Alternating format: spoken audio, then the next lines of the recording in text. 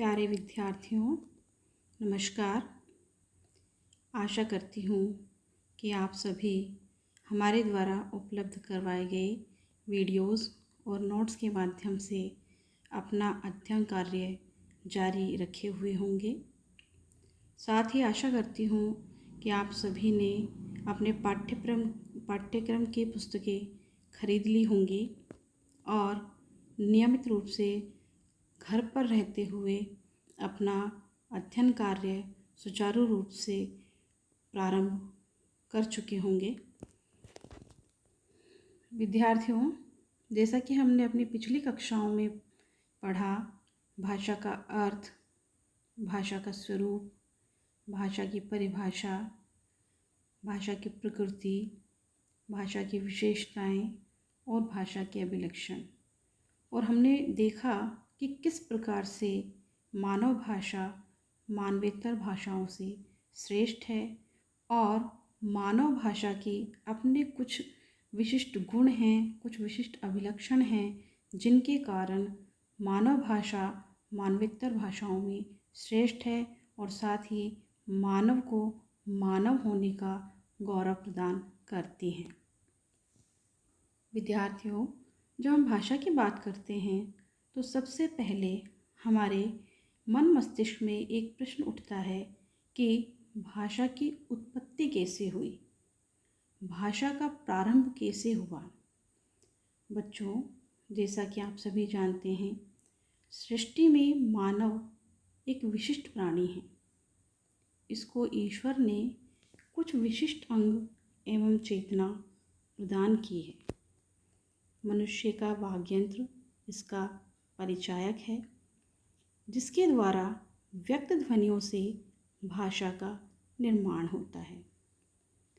संसार में भाषा किस प्रकार बनी, शब्द और वाक्य कैसे बने तथा कैसे इनसे निश्चित अर्थ ग्रहण किया गया, इस संबंध में विद्वानों ने दो प्रकार के मार्ग माने हैं, प्रत्यक्ष मार्ग और परोक्ष मार्ग।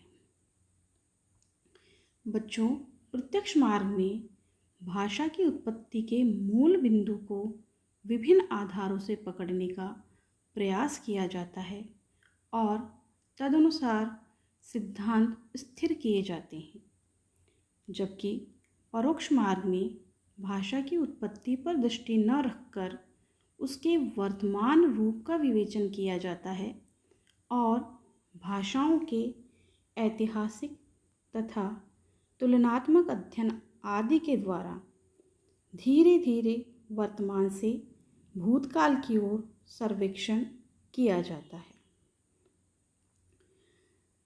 प्रत्यक्ष मार्ग और परोक्ष मार्ग को, जैसा कि आप प्रस्तुत दृश्य में देख सकते हैं, प्रत्यक्ष मार्ग को विभिन्न प्रकार के सिद्धांतों में बांटा गया है। भाषा की उत्पत्ति के जो विभिन्न सिद्धांत प्रचलित हैं वे सभी प्रत्यक्ष मार्ग के अंतर्गत आते हैं, जिनमें करीब लगभग 11 सिद्धांत आते हैं। पहला दैवीय उत्पत्ति का सिद्धांत, दूसरा सांकेतिक उत्पत्ति का सिद्धांत, तीसरा धातु सिद्धांत या डिंग डोंगवाद, चौथा अनुकरण सिद्धांत, पांचवा मनोभावाभिव्यंजकता का सिद्धांत, छठा यो हे हो अथवा श्रम परिहरण मूलकता का सिद्धांत, सातवां टाटा सिद्धांत, आठवां संगीत सिद्धांत, नवां इंगित सिद्धांत, 10वां संपर्क सिद्धांत और 11वां समन्वित सिद्धांत। विद्यार्थियों, भाषा के इस प्रत्यक्ष मार्ग में हम भाषा की उत्पत्ति के मूल बिंदु से चर्चा करते हैं। हम भाषा की उत्पत्ति कैसे हुई, इसके अंतर्गत हम मूल बिंदु तक जाने का प्रयास करते हैं और जो प्रयास किए जाते हैं और जो चिंतन मनन किया जाता है उस चिंतन मनन को कुछ सिद्धांतों के रूप में मान्यता प्रदान की जाती है। तो यह हमारा प्रत्यक्ष मार्ग के अंतर्गत आता है। इसके अतिरिक्त दूसरा जो परोक्ष मार्ग है उसको भी हम 3 भागों में बांट सकते हैं। पहला बच्चों की भाषा, दूसरा असभ्य जातियों की भाषा, तीसरा आधुनिक भाषाओं का इतिहास। परोक्ष मार्ग के अंतर्गत हम भाषा के मूल बिंदु पर चर्चा नहीं करते या मूल बिंदु की ओर अग्रसर नहीं होते, वरन भाषा के वर्तमान रूप से उसके मूल बिंदु तक पहुंचने का प्रयास करते हैं। यहाँ पर हम विभिन्न भाषाओं का ऐतिहासिक और तुलनात्मक अध्ययन करते हैं और उस अध्ययन के परिणाम स्वरूप जो निष्कर्ष निकाले जाते हैं उनके आधार पर भाषा की उत्पत्ति का अनुमान किया जाता है। इस प्रकार से भाषा की उत्पत्ति के सिद्धांत अथवा कहें कि मार्ग को 2 भागों में बांटा गया है। अब हम यहाँ बात करते हैं भाषा की उत्पत्ति के प्रत्यक्ष मार्ग की। प्रत्यक्ष मार्ग के अंतर्गत बच्चों 11 सिद्धांत आते हैं, जिनमें पहला सिद्धांत है देवीय उत्पत्ति का सिद्धांत। भाषा की उत्पत्ति के संबंध में देवीय उत्पत्ति का सिद्धांत सबसे प्राचीन सिद्धांत है। इस सिद्धांत के अनुसार भाषा ईश्वर प्रदत्त है। इस सिद्धांत की मान्यता अनुसार ईश्वर ने जैसे सृष्टि के अन्य पदार्थों का सृजन किया है, वैसे ही मनुष्य को वाणी की शक्ति दी है और उसी के फलस्वरूप भाषा का सृजन हुआ है। देवी उत्पत्ति सिद्धांत के अनुसार प्रत्येक कार्य के मूल में देवी शक्ति की सत्ता की स्वीकारोक्ति है। देवी उत्पत्ति के सिद्धांत के अंतर्गत हम यह मानते हैं कि जिस प्रकार संपूर्ण सृष्टि का सृजन किसी असीम सत्ता या ईश्वर ने किया है, ठीक उसी प्रकार भाषा की उत्पत्ति भी ईश्वर ने या उस परम सत्ता ने की है। और इस सिद्धांत में विश्वास रखने के कारण ही कुछ भारतीय विद्वानों ने वेदों की भाषा संस्कृत को आदि भाषा एवं देवभाषा माना है। इसी प्रकार पारसी लोग अवेस्ता को, बौद्ध धर्मावलंबी पाली को, जैन अर्धमागधी को, ईसाई हिब्रू को और मुसलमान अरबी को संसार की मूल भाषा मानते हैं।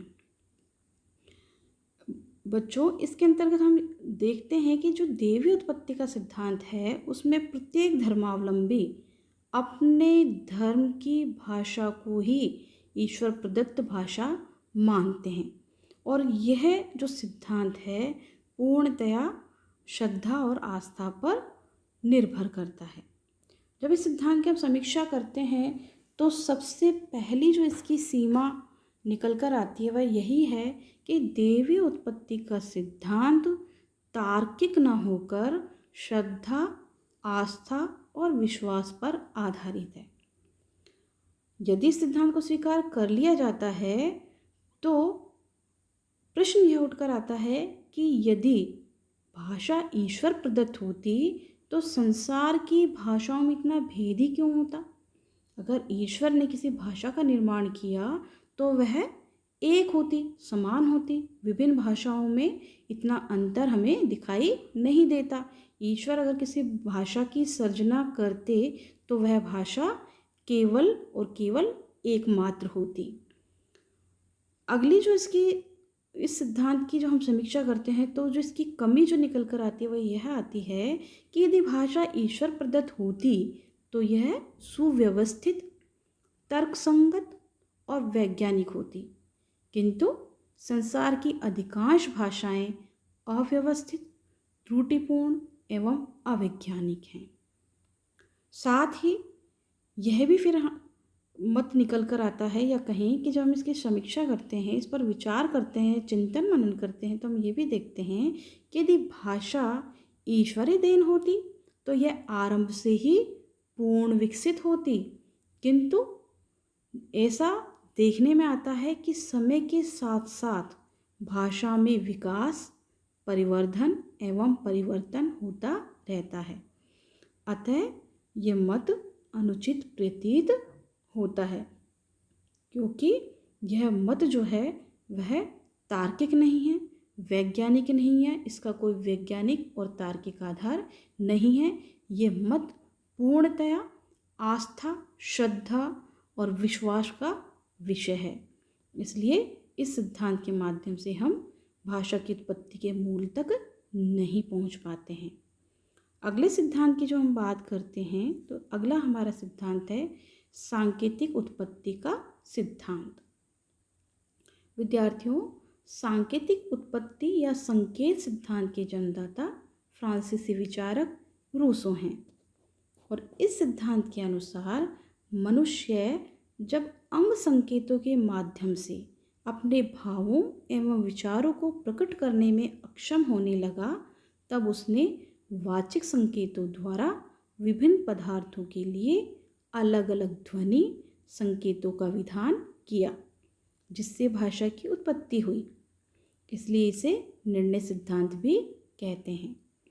इसी के आधार पर रिचर्ड, राव और जोहानसन ने इंगित सिद्धांत का प्रतिपादन किया था। सांकेतिक उत्पत्ति के सिद्धांत की जो मूल बात है विद्यार्थियों, वह यह है कि जब मनुष्य को ये लगने लगा कि वह अपने भावों को, अपनी संवेदनाओं के, अपने मन के सूक्ष्म भावों को, विचारों को प्रकट करने में अक्षम होने लगा है, तो उसने वाचिक संकेतों द्वारा विभिन्न पदार्थों के लिए ध्वनि संकेतों का विधान किया, निर्णय लिया कि हमें इन वस्तुओं के लिए या इन अपनी भावनाओं के लिए इन शब्दों का प्रयोग करना है। तो इस प्रकार का निर्णय लिया गया।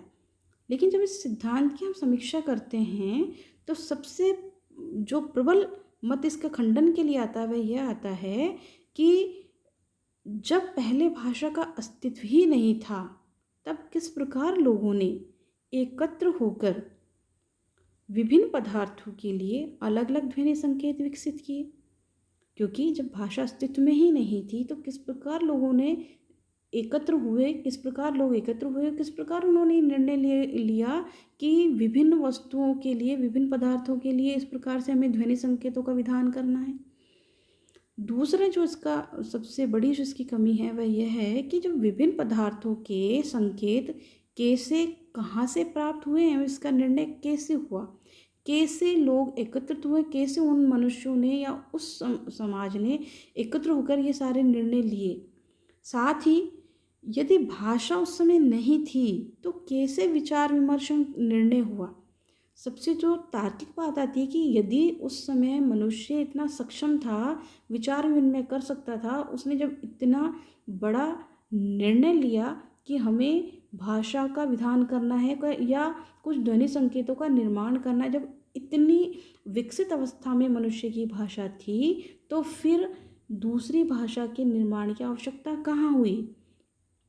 तो इसलिए ये सांकेतिक उत्पत्ति का जो सिद्धांत है वह तार्किक नहीं है, केवल अनुमान पर आधारित है।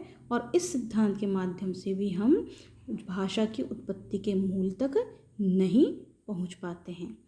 तो विद्यार्थियों, आज की कक्षा में हम दैवीय उत्पत्ति का सिद्धांत और सांकेतिक उत्पत्ति का सिद्धांत पर ही चर्चा करेंगे।